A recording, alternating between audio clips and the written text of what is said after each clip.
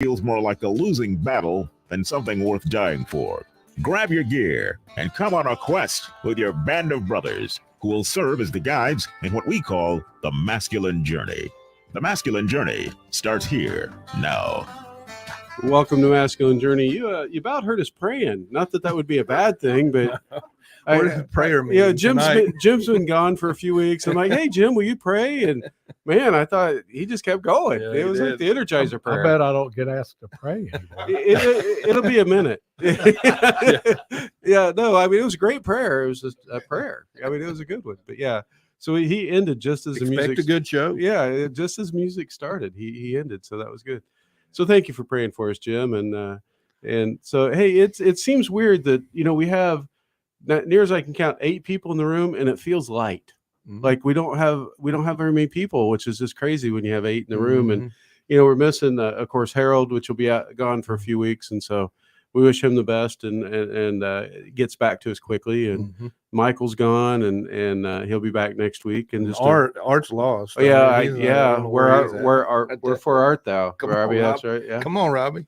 Yeah, that's your saying there. And man, just the list goes on. Kenny, and, just a lot of them. We miss seeing. Sure. But then Danny's still here. I'm here. Danny's over there. It's hard to miss you if you don't leave. No, I'm just kidding. Well, yeah. Absence makes. I ain't even sure absence would make the heart grow fonder. You know what I mean? Yeah. When I was married, my in-laws would come and stay for like 6 weeks, and so at some point I go, it's kind of hard to miss you if you don't leave.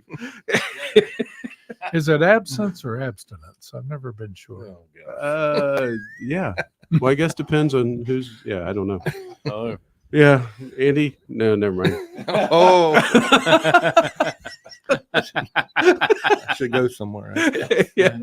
Well, Andy, you have the topic for this week's show, so you want to tell us a little bit about it? Yeah, it's probably about a year ago. I was driving and song Dreamweaver came on. Hadn't heard it a lot. I mean, in the last 20 years, I guess. Yeah, a couple decades. Yeah.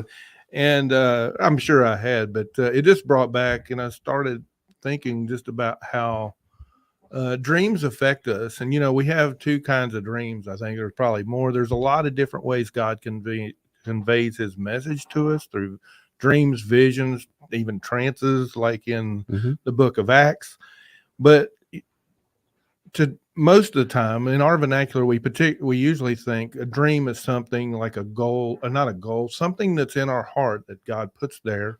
Sometimes it's not what God puts there, but something that we desire and that is for the future. And, you've got a glimpse of it in your heart, but you haven't seen it come to pass yet. Is one example. So long-term dream. Long-term dream, right? And you can have, I have to feel like, these dreams at night that may support that or may not. Joseph was an example of his dream of the sheaves bowing down to him, and then all that transpired. And, you just have to wonder what was going on in Joseph's mind during that time. And then he delivered his whole family, and they truly did bow down to him. But all that, God knew what was going on. Joseph kind of probably did, but not really to the degree it all turned out. But that's what we're talking about here, is how God puts those things in our heart and how they transpire. And a lot of them are tied to our giftings and our desires and all that stuff. But, I think this is the kind of thing that motivates us and keeps us alive and gives us a heart to move forward in life and expect something good out of it. Yeah, it would have been hard for Joseph to maintain that vision of the dream when he's in the pit, right? Yeah. Or when he's cast into jail. His buddies don't bail him out like they said that, or tell the Pharaoh or whatever. Things just keep happening Potiphar to him. Potiphar's wife, and all that stuff that keeps happening. It'd be easy to lose sight of that dream, and so that you have the long-term dream, and then what was the other one? More just what we get overnight a lot of times, but it could also be, vision. It could be something short-term, I guess, of, hey, this is going to happen that God places in your heart. But all those things, I think, that God communicates to us through our heart of what we're to expect in life.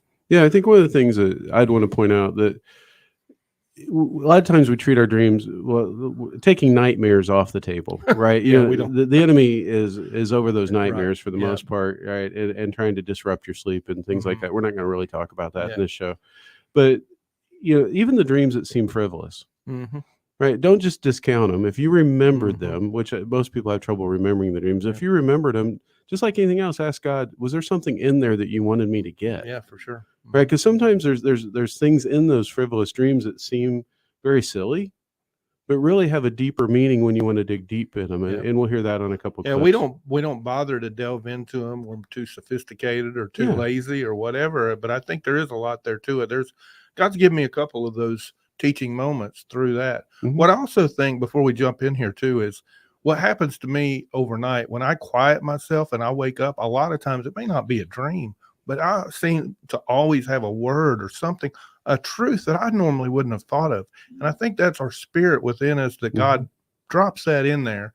And it gives us some wisdom for upcoming situation or a different idea about what's going on in life. So That's good. That's good. So interested to see what God does with the show. sure. I had a dream of no, I didn't. We'll go ahead and move on. Danny, you have the first clip of the show. Wow, welcome back to the first clip. Yeah, and I recycled this one. Well, So there that's you really go. cool. So I knew it was a good clip because it had been played before. Yeah. So it's from Field of Dreams with Kevin Costner, and you know he has this dream of this turning his cornfield into this baseball field, and these older players show up like ghosts, I guess. Yeah, players from the past. Players from the past, and him and his daughter. You know, I said son in the pre-show. Yeah. And you didn't correct me. I was kinda going scary, to. So Yeah, I was going to on the regular show. I really yeah, wanted yeah. to bad. Yeah. I Googled it. I'm not stupid. I didn't, yeah, no. So, but this scene is where, you know, all the players are out there, 8 of them are out there, and he's invited people in to watch them and everything. And evidently only him and his daughter can see him. And his wife. The And three his of- wife can yeah. see him. And so he's getting ridiculed and all about what's going on. But it's his dream and his vision. And we can talk about it on the backside. All right, here we go.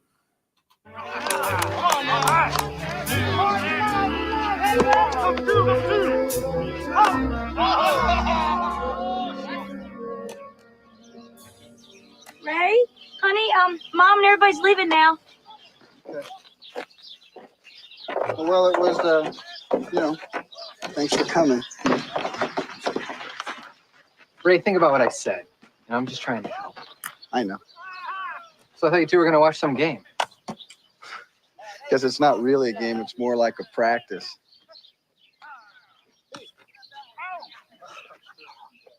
See, there's only 8 of them, so they can't play a real game.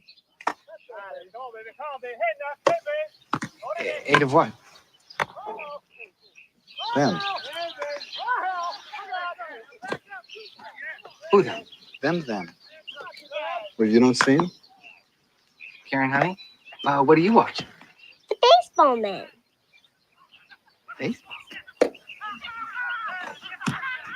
Do you see the baseball man right now? Of course I do. But you really don't see him? I don't think it's very polite to try to make other people feel stupid. Mom, wait a minute. Mom, wait a minute. Dee, wait, you don't see these people? It's not funny, Annie.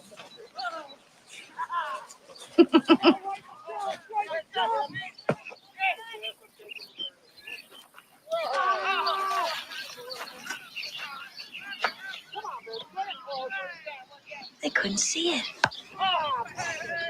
This is really interesting.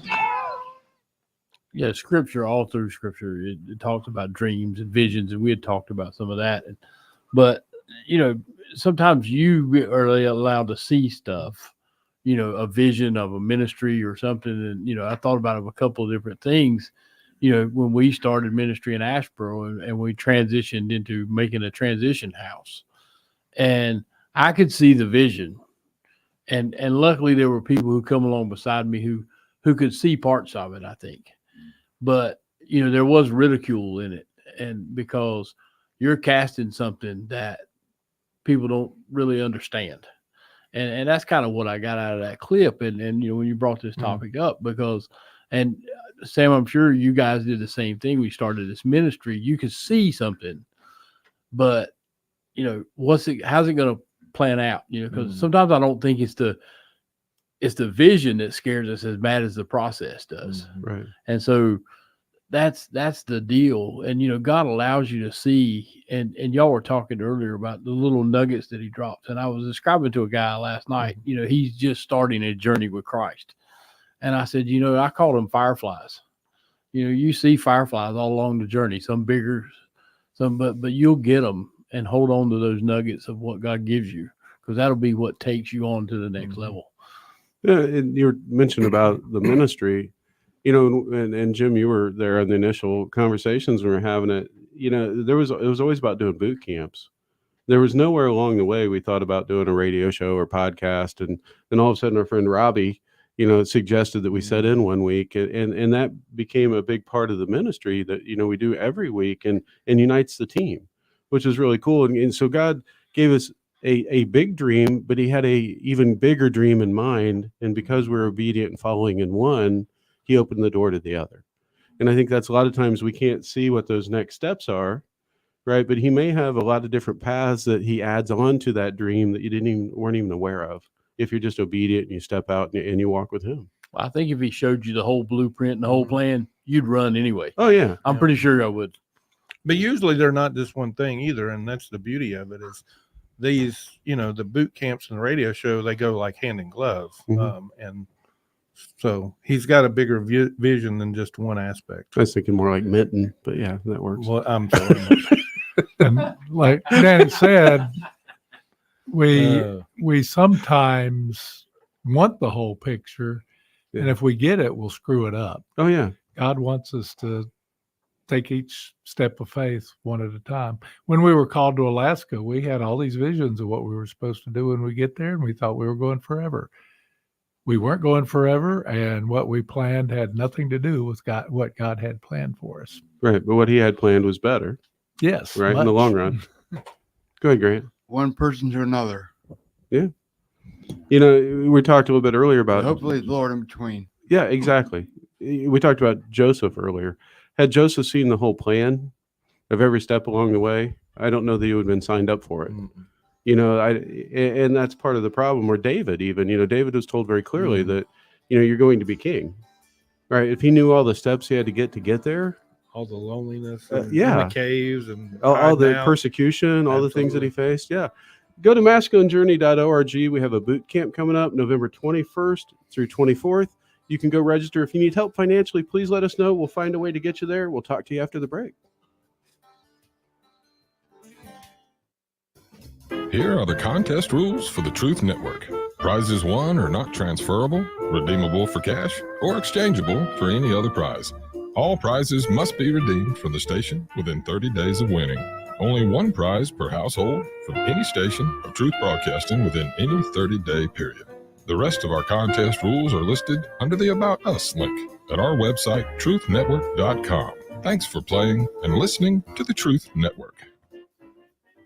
Somewhere there's a river rushing through the woods while someone rushes through their day. There's a mountain looking up at the sky while someone looks down at their phone. A trail waiting to be walked while someone waits for a latte. This world is full of somewheres waiting for someone just like you. So go see yours at 154 national forests and 20 grasslands. And to learn more, visit nationalforest.org. The National Forest Foundation. See your somewhere. I believe you can get me through the night.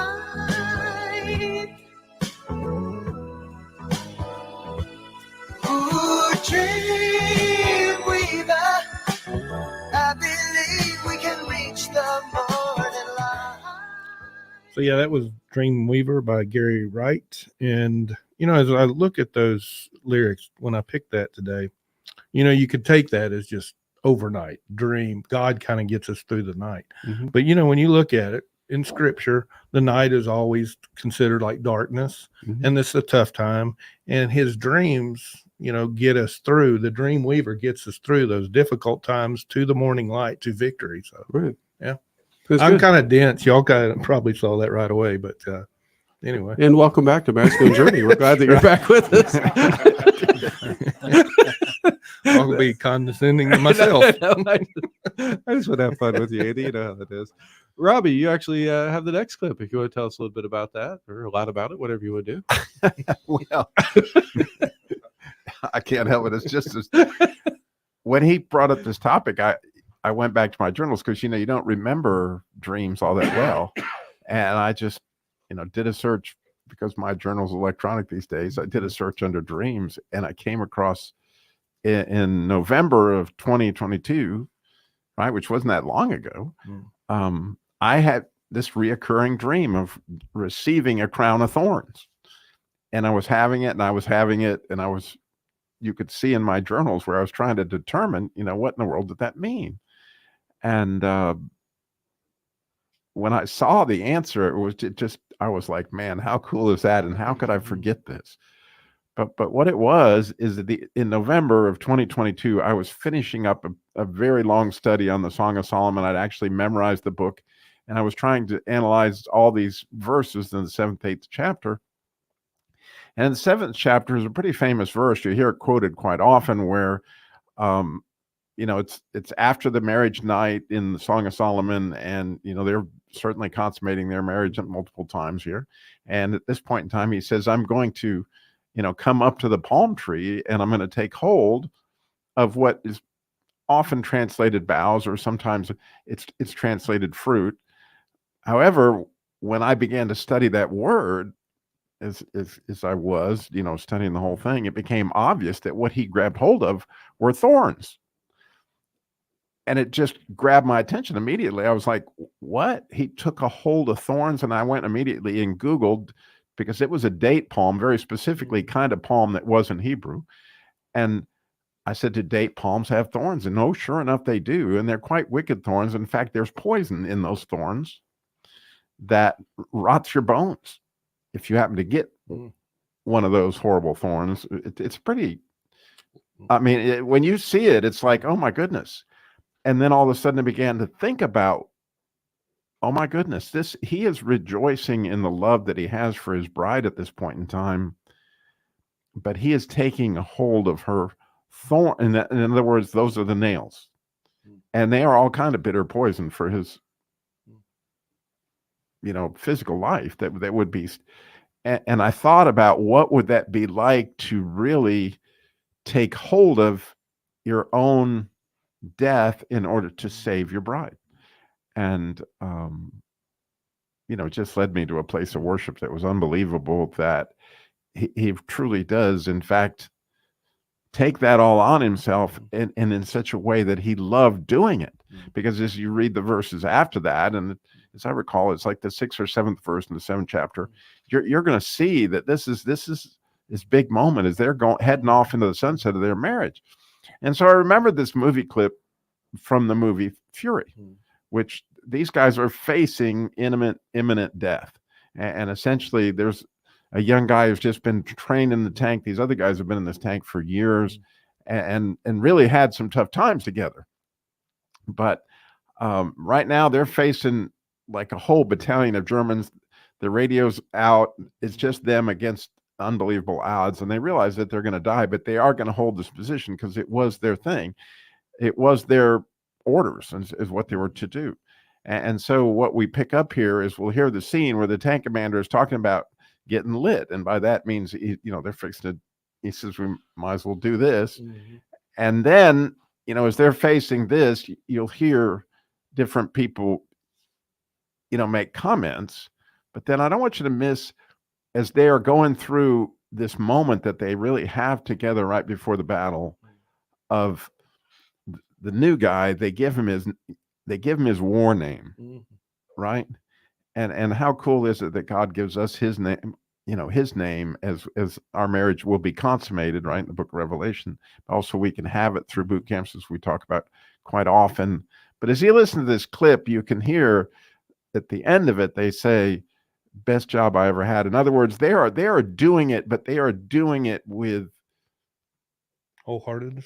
Yeah, wholeheartedness and it's some type of joy that's involved in really being able to give your life for your country.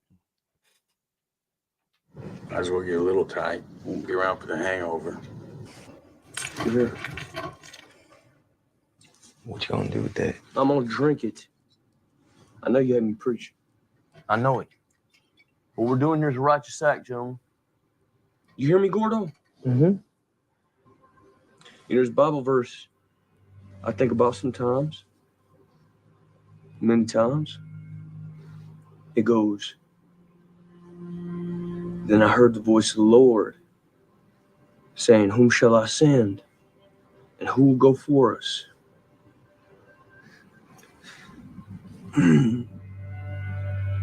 And I said, here am I.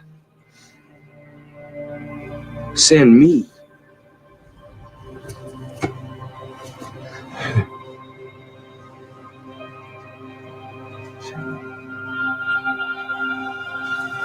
Book of Isaiah, chapter 6.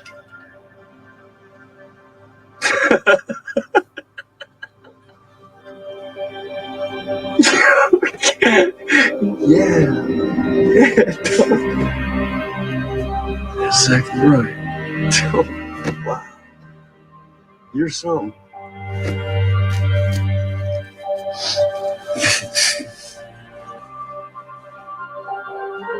Frank Machine, ain't you?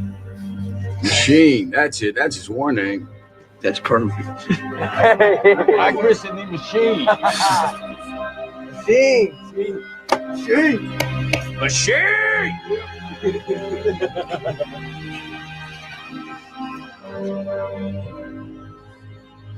I love it in here. I do. Best job I ever had. Yeah, and when you think about, from my standpoint, all the heroes, that made up this country, or fought for our freedom, or fought for the church's freedom, or certainly all the disciples and all those people had that moment of really laying down their life, and interestingly, to whatever extent, we all do. Yeah. Right. I mean, it's just a beautiful thing. And and it came to me through a dream that, certainly as I recalled it all, it's really remarkable to me. Well, as you were describing that, I mean, I've heard that passage several times. John quotes it a different way, right? But sure. as you talked about those thorns, just the image of Jesus on the cross, for me, of, he took on all of our thorns.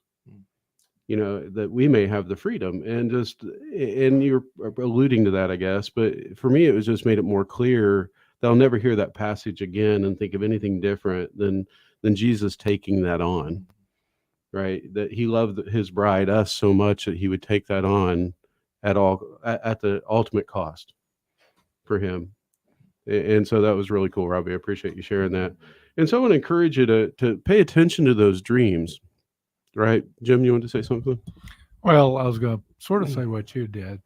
It's not too often that I learn something that is as different as night and day from what I assumed, and I appreciate that too. And it makes that mean so more than grabbing fruit. Yeah. And I've been thinking about it ever since you brought it up. Yeah. Well, thank you, Robbie. I'm going to get one more clip in. We've got enough time. And so I'm just going to play this, and then we'll talk about it as we head out.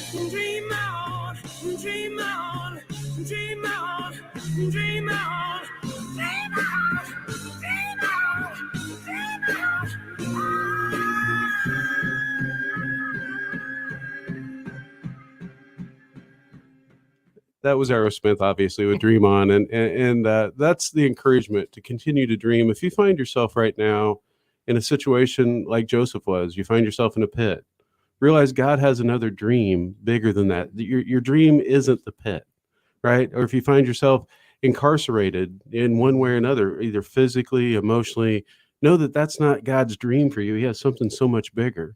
and continue to dream on. And so whenever you hear that song, and they play it still a lot, it's a classic rock that's been around forever.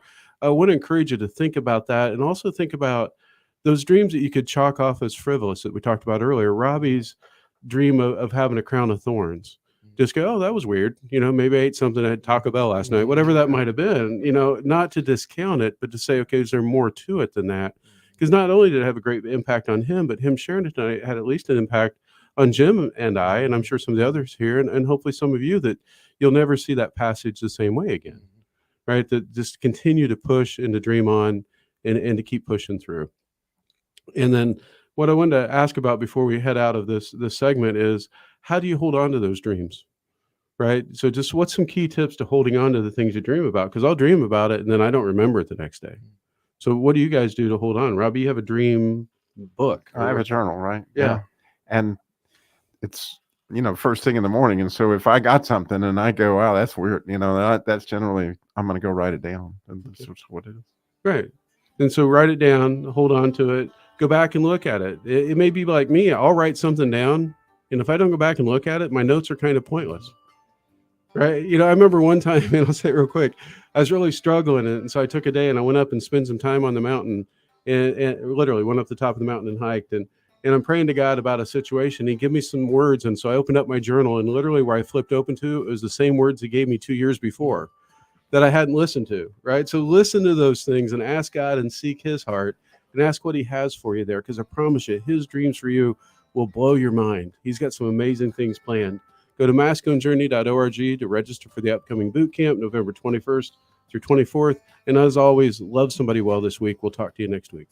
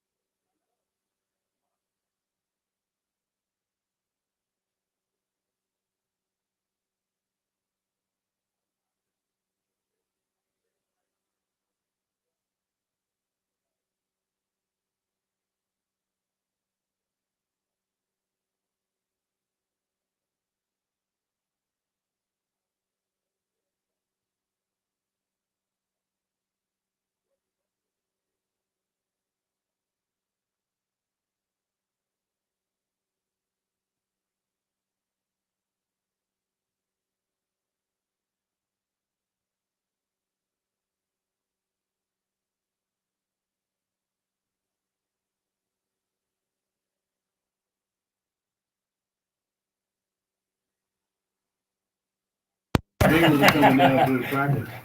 That's not a godly attribute. Not I'm gonna going to get get that. Right, obviously. Mike, I'm It's sort hard of to surprised you say got Bengals. long after I didn't you want to talk on the radio. How are you? Our team Might, lost too. might so be I guess- God's intervening. on 40 your behalf. Ooh, that's bad. It's horrible, man. I hold her back. They made it wrong. They sure He's did. too small. Well, they've been CJ Stroud would have been a much better Yeah. choice. Well, yeah. He was, yeah, well. Don't let me get started on football. Well, I can please break the don't. whole thing down to you. I mean, rip y'all's. You got to soul. get closer, Danny. Push in. Push in. You went. I'll move away. It makes it more comfortable. Yeah. Too close to Sam. I can't think of it. Yeah, I do it a lot. I get it. I rode with him in his all the way to Ohio. Been nervous ever Hey, since. that's pretty close, man. How are you feeling, Sam? Still, okay. I'm still having pain every day. I told these guys, went to the gastro doctor, and he's like, you have me perplexed. There's no reason you should be having pain, but I am. But I am eating more normal food, and it's not bothering me like it was before. So I know I'm getting better. So I'm just waiting. They prescribed me an antacid that I'm not going to take because I read the side effects and says it can give you lupus.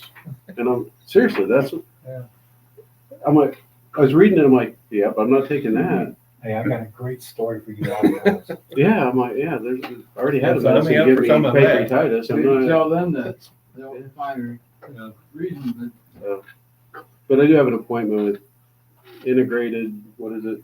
Robin Hood Integrated. Robin Hood Integrated, which is more natural medication stuff, in November.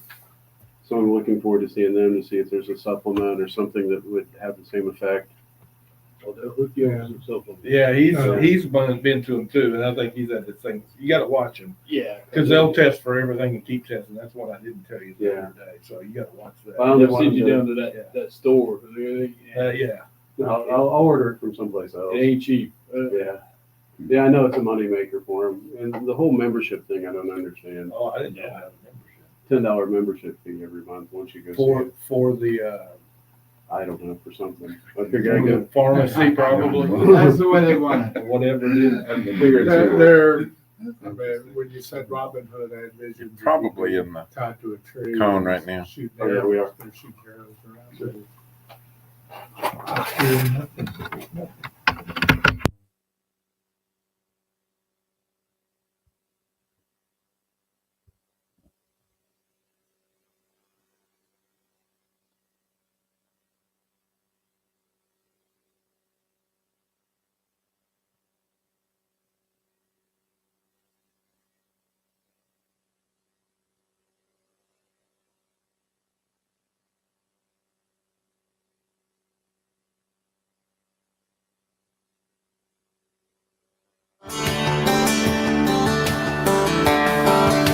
Coming to you from an entrenched barricade deep in the heart of central North Carolina, Masculine Journey After Hours, a time to go deeper and be more transparent on the topic covered on this week's broadcast. So sit back and join us on this adventure. The Masculine Journey After Hours starts here now. Welcome to Masculine Journey After Hours. We are glad that you're with us, and we have a really interesting topic this week. I think we have an interesting topic every week, and I know I say those kinds of things, just like I'm glad you're with us, because those are legit. I just don't say them as a platitude. I do actually mean them, and I think I used that word correctly. Jim will tell me later if I didn't. But this is really pretty cool because I think it affects everybody, but they don't really realize it affects them. And so, Andy, it's your topic. If you want to tell us a little bit about it. Yeah, I was driving along about a year ago and heard the song Dreamweaver, and I thought about, who's my Dreamweaver and how does he play a role in my life? And I don't get a ton of dreams, overnight dreams. There's stuff that I've gotten, and a lot of them I wake up. It's about, if you guys have been to boot camps or whatever, you heard the movie Brazil. Mhm. It's like it's like no context. Just no story. It's just you wake up somewhere and some crazy stuff's happening. Yeah. And that's kind of what it is. But there's a lot of times we get dreams that God's trying to speak something to us. And then I think, in the broader sense, when you read the Bible, dreams are for what God puts in your heart about your future, a lot of times about your purpose, your calling, you yourself, becoming who you are is a dream. A lot of times we spend our whole life living in our false self. Yeah. And just, it's a dream to become who you were created to be. And you'll get all these things, these results, these things that come about. But ultimately, he's going for our heart and dreaming and how that relationship with him will impact your life. Absolutely. And a lot of how we live our life today is a result of other people living out their dreams, Mm-hmm. right? If people didn't want to find a land that was free, right, America wouldn't exist. Right. And so it's just really kind of cool that, those dreams continue to impact generations to come if we just follow God's lead. The dreams in the Bible that we still read about today that impact us, it's just like, wow, those are so many years ago, but they're so relevant even now. And there were a lot of them. Yeah.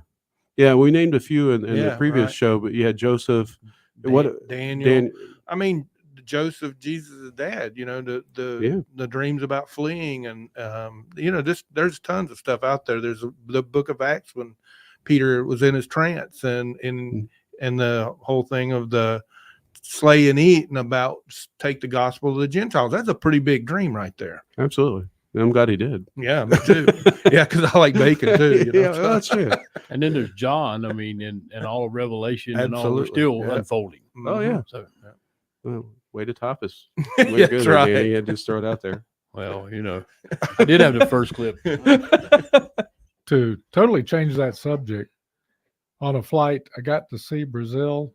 You don't need to know the context. No, It's stupid. No, I tried I watching think it. it's the point of the movie. Yeah, I tried watching it. It was not good. Well, I actually have the first clip. And when you hear this clip, you're going to think it's frivolous.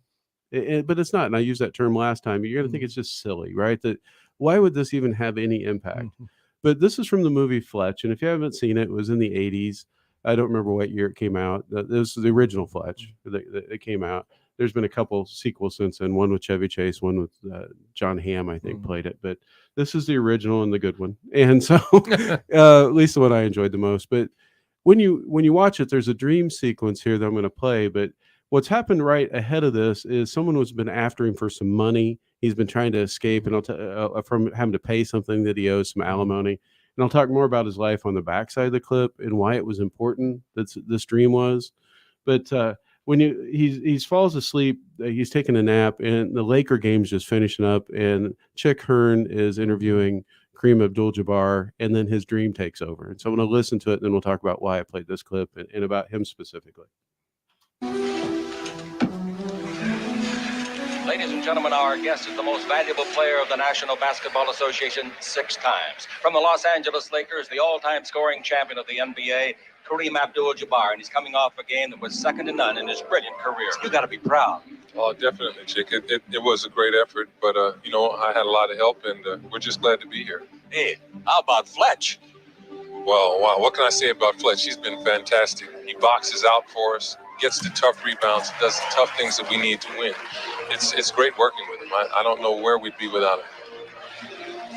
Well, let's take a look at the play. He is actually 6'5" with the Afro 6'9". Pretty good dribbler. Comes in deep. His club is behind by 1 point at this stage. Fletch comes in, puts the ball through the legs. What a great play. And he puts it up and in, and the Lakers have the lead. Oh, was that some kind of a play? This gritty kid from the streets of Harlem really creates excitement. $4 million a year, that's true, but he earns every nickel of it. Look how he shakes off 4 or 5 defenders with ease. Fletch, he truly defines grace under pressure. Yeah, it made me laugh as thinking back to that. Some of the things in the 80s, $4 million a year, we would have thought was, that's just so ridiculous. Yeah. And now you hear it in sports context, you're like, that's all? That's the 7th or 8th man. He's probably not even on the team very long if he's only making $4 million a year in basketball. But this clip was pretty key. And when you watch the movie plays out that little bit at the end that Chick Hearn says, grace under pressure. Fletch gets in all these different situations throughout the movie, but each time he has grace under pressure. And it's really pretty cool that that was something that was being told to him and something that was important to him to have grace under pressure. And I really identified with that because there's a lot of dreams I had as a kid, and when I look back, it's the typical things of wanting to come through. When the chips are down, when you don't think that you can come through. For me, it was baseball. It was, always dreaming of hitting the home run at the bottom of the ninth, that kind of thing. And it was coming through when people were watching, right? It's one thing coming through when no one sees you. There's a pressure to come through for your family every day. There's pressure to come through at work. There's all those kinds of things. It's a hero role. Yeah, but there's even more pressure when you're under the lights of everybody Right, seeing yeah. you, right? You're under the microscope. And I think that was something that God was trying to tell me, that, you're wired to want to come through under pressure, right? And I got to remember that, because sometimes it's easier to want to run Mhm. under pressure. That pressure can make you want to flee, that old flight or flee. And knowing the wisdom to have the difference of when do I need to stand and fight, when would be wise to flee. And that's where I got to lean into God and say, okay, yeah, God, I have this desire you've given me, but how does it play out now? And what's my steps in it? Right. And so looking at this silly dream of him playing for the Lakers is how he kind of lived his life. And I would encourage you that if you're having silly dreams, to invite God into them and say, God, was there anything in that, as silly as it may seem? Maybe there was a nugget. Maybe there was something there. If you didn't listen to the last show yet, go back and listen to it. Robbie had an amazing nugget that affected us all on a dream that he was having about some thorns. And so I encourage you to go back and listen to that. Yeah, Jim, I thought you wanted to say something. No, you don't have to. I always want to say something, but it's usually not worth hearing.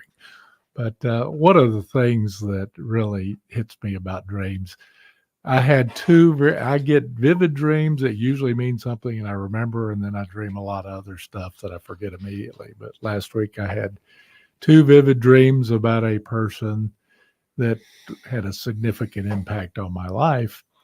And I hadn't really thought or dreamed about him in years.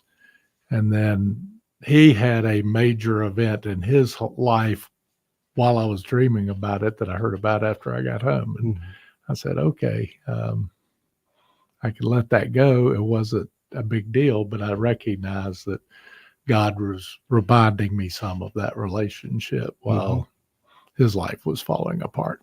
Yeah. Well, Jim, since you have a microphone, you actually have the next clip. Me? Yeah. How special. This clip was offered. I was pretty sure I wasn't going to get to a clip.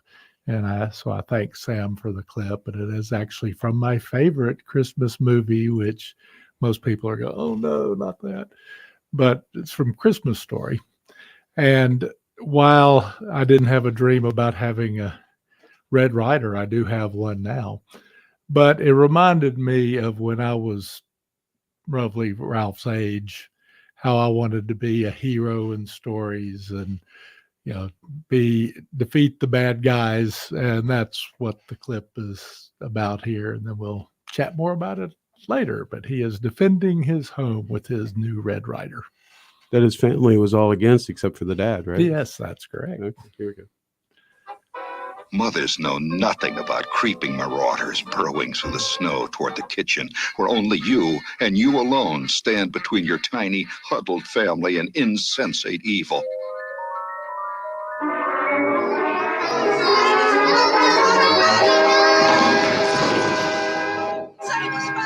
I just know those bad guys would be coming for us in the end.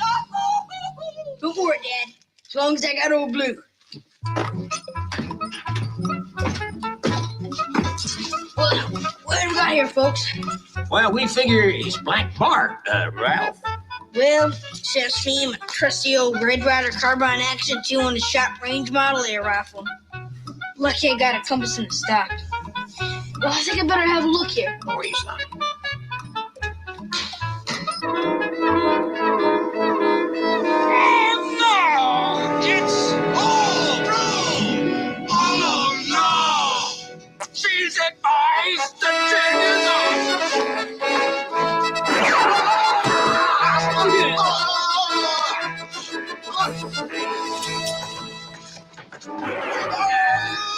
Here's another one. Oh, he's a dead-eye 80.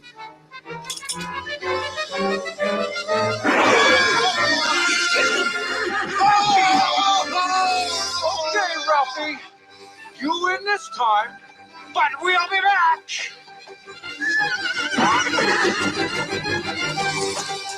80 oaks, Bart. But if you do come back, you'll be pushing up daisies.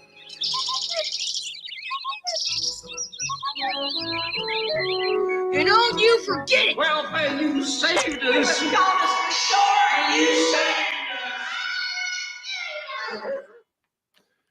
I had a vivid imagination as a kid, and I went through a lot of those sort of things that while they were my dreams at that time, it's amazing how much joy just remembering my dreams when I was a much younger man gave me purpose and led me to be adventurous when I really wasn't terribly. As you guys have probably already pointed out, and I'll make up a word here, my bookwormishness. But in the midst of all that, I was having an adventure of a lifetime in my head, and I still do that sometimes. But I now do have my Red Ryder that I didn't really dream about when I was a kid. But when I was young, I had a BB gun. I think it was on my 12th birthday, which was too young still, but I killed a cardinal thinking it might be a blue jay, and I could have earned some money from my granddad for it, but it also broke my heart, and I must have shot it 50 times to finally bring it down and haven't wanted to kill any animals other than the occasional human since. But I lost my gun when I actually shot a human and knocked out a tooth BB of gun. the next door neighbor with the BB gun. Yeah, Yeah. somebody went to my cop days. And Yeah. the only thing I shot during those times was a rat. And that was on a dare, and I missed. So shot at was a rat. Was it a dirty rat? Yeah. We it was down on the dock, so I imagine it was pretty dirty. But, How old were you on the first pumpkin gun? Well, when I shot out the neighbor's tooth, I was 12. When Okay. I shot at a rat on the wharf, it was 24, maybe. I got to watch out for those dozen You'll divisible get your years. tooth shot out instead of eye Yes, shot and out. I was very glad I didn't hit him in the eye. And my father was a dentist, so it got fixed. But Now, does your Red Ryder BB gun have a compass in it like his did in the stock? no, mine's a Oh. basic model, but it has helped keep the squirrels out of the bird feeder. Oh, okay. All right. Well, Andy, you actually we're going through our clips pretty quickly here. So you actually have the next clip and maybe next couple. We'll see. No, we'll see. Yeah. So back to the clippy lung. yeah, look, I had more clips than he did. Sam, actually. Sam and the has big been red on dog. a roll. He submits 2 or 3 every week these days, so I don't feel so bad. Yeah. Not a lot of. Well, to truth be told, I'm usually more times than not the first one to put clips in there. You are, and you're I'm like, involved. well, at least we're going to have some clips. That's it. So, if no one else gets to any, we're going to have 2 or 3 to go through. Indeed. So this clip is not necessarily what I thought I would submit earlier on, but I found it as I was looking, and I really like the idea. It's about Ryan Bingham and Natalie, his assistant, go around as consultants who fire people. And so you're ending what some would say dreams for people, at least their employment. And in this situation, he's talking with a guy, and the guy, it's like, I don't want to be fired. This is how I provide for my family. And then they get into kind of where the guy has lost his dream. And Ryan has done some research to kind of pull this out of the guy. And it's a really good conversation about how sometimes God gives us a dream and we kind of leave it behind. We don't think it's possible. To me, dreams are enabled through faith. And this guy had kind of lost his faith. He was a good man. He provided for his family, but he had kind of lost faith in his dream. Oh, go ahead and play it. Here we go. What do you suggest I tell them? Perhaps you're underestimating the positive effect that your career transition can have on your children. The positive effect. Make about 90 grand a year now. Unemployment is what, $250 a week? Is that one of your positive effects? Well, we'll get to be cozier because I'm not going to be able to pay my mortgage on my house. So maybe we can move into a nice 1-bedroom apartment somewhere. And I guess without benefits, I'll be able to hold my daughter as she, suffers from her asthma that I won't be able to afford the medication for. Well, tests have shown that children under moderate trauma have a tendency to apply themselves academically as a method of coping. That's what my kids will think. Your children's admiration is important to you? Yeah, it was. Well, I doubt they ever admired you, Bob. Hey, aren't you supposed to be consoling me? I'm not a shrink, Bob. I'm a wake-up call. You know why kids love athletes? I don't know, because the lingerie models. No, that's why we love athletes. Kids love athletes because they follow their dreams. Well, I can't dunk. No, but you can cook. What are you talking about? Your resume says that you minored in French culinary arts. Most students, they're working the fryer at KFC, but you bust tables at Il Picatore to support yourself. And then you get out of college and you come and you work here. How much did they first pay you to give up on your dreams? 27 grand a year. And when were you going to stop and come back and do what makes you happy? Good question. I see guys who work at the same company for their entire lives, guys exactly like you. They clock in, they clock out, and they never have a moment of happiness. You have an opportunity here, Bob. This is a rebirth. Now, if not for you, do it for your children. That's a good clip, Andy. I'll give you that. It was really good. Appreciate it. And it kind of gets into the whole purpose thing, but a lot of times we do in doing our responsibilities. And I'm not suggesting everybody go quit their job and go do what they enjoy to, be a musician because you like music growing up or whatever. But if you do that, it's A. Thomas. That's the journey. Andy. Yeah. Well, yes. Now it's just give Andy him at the wrong one. Yeah, Give him the it's wrong Andy one. at Masco Journey. There you go.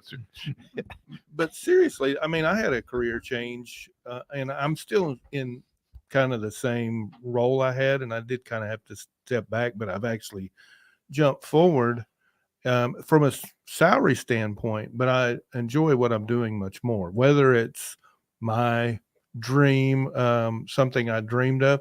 It's something I probably didn't know possible, and it's like a gift from God to kind of lead me into it. But I think the gift or the how I've experienced this dream coming to fruition is about, tell this story many times, but it's about the same time I joined the ministry and got involved with this, where my heart came alive. And there was a time in my life where I just felt like I was off schedule with God, and marriage, work, none of that stuff was working. And there was just a lot of defeat and a lot of frustration. And just kind of, I had a choice in the road of whether I was going to follow him or not, or go another way. And as following him, I began to see that this dream, that was in my heart, that really the expression of that dream, if I could put it into words, was just to become who I am and to be a man of strength. And I feel like that is the biggest thing that I've experienced. I mean, we talk about it. Sometimes I feel very redundant in saying this, but it's the fruit of what I'm living. And I know where I lived for so long, and I know a lot of people are stuck there, that there is hope. And that dream is the anchor to that hope, I think, of finding out what God has for you. I mean, God doesn't put us down here as random evangelists just to go about. He has a unique plan for each one of us to accomplish what he wants done, but more importantly, to experience him in that. It's a beautiful thing when you think about it, that Christianity is the one religion that promotes hunger and thirst, right? Yeah. Rather than, trying to manage your passions and those kind of things. Blessed are those that hunger and thirst, because, that's that desire, and that desire comes from dreams and living life to its fullest, right? Yeah. I think we all have some examples where God has had different plans. I know Robbie had a significant career change that we talked about on the show. Me, when I was living in Indiana, we had a plan, all planned out of what we were going to do, retirement plan and everything. God said, nope, you're going to North Carolina. And it was amazing for my ministry life and just a lot of things that never would have happened if it wasn't for God changing that direction. Right. And but I encourage you to walk with him through it. Don't jump. Yeah. Right. Right. If I remember right. Sam at Masculine. Yeah. And remember I said, don't jump unless God tells you to. Danny, you wanted to say something? Yeah. We were talking about, one of my favorite scriptures is, he knit us together in our mother's womb.